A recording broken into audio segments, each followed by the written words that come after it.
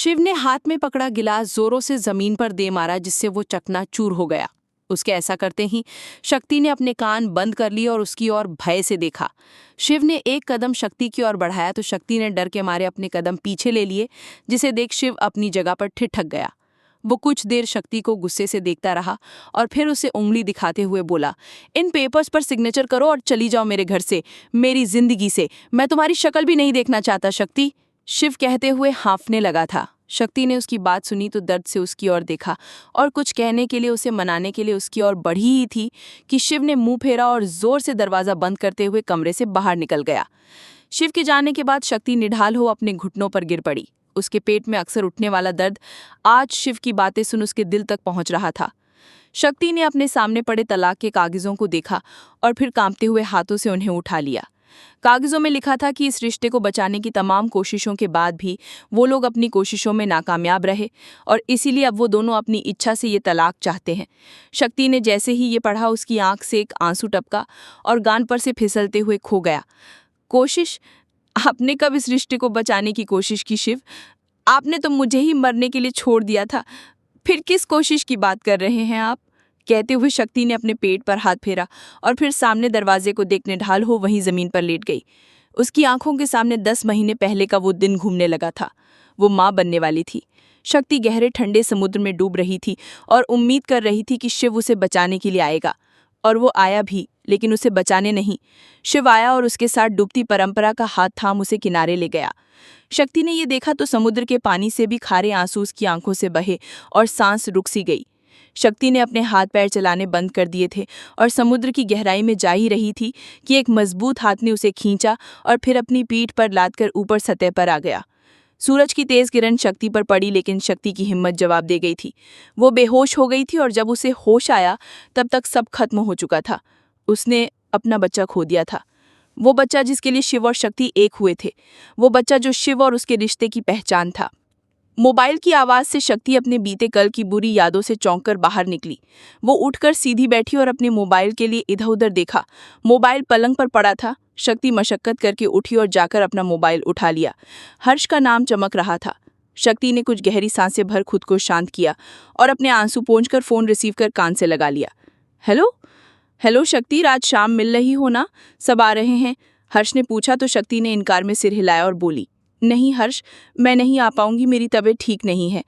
तबीयत? क्या हुआ? डॉक्टर को दिखाया?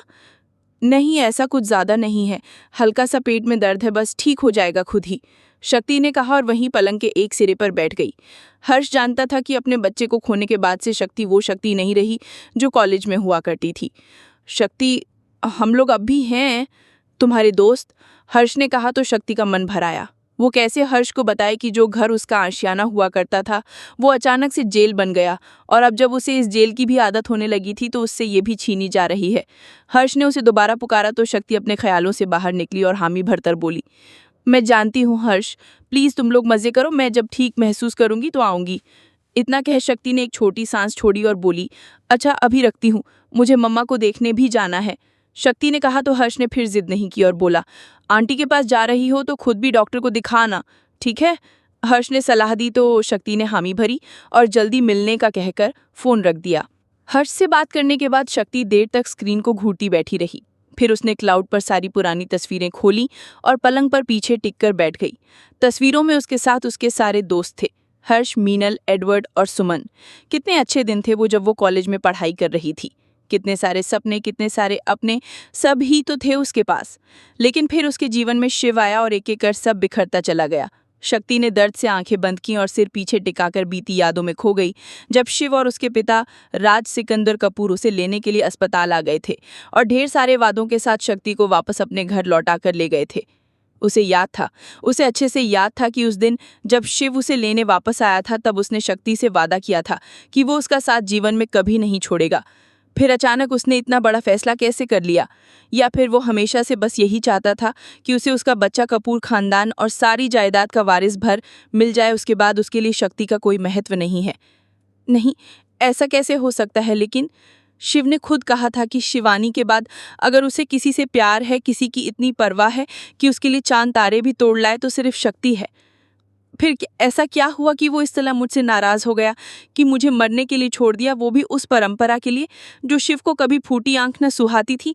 शक्ति के दिमाग में ये सब सोच सोच हथौड़े से चलना शुरू हुए तो उसने अपने दोनों हाथों को अपने कानों पर रख लिया।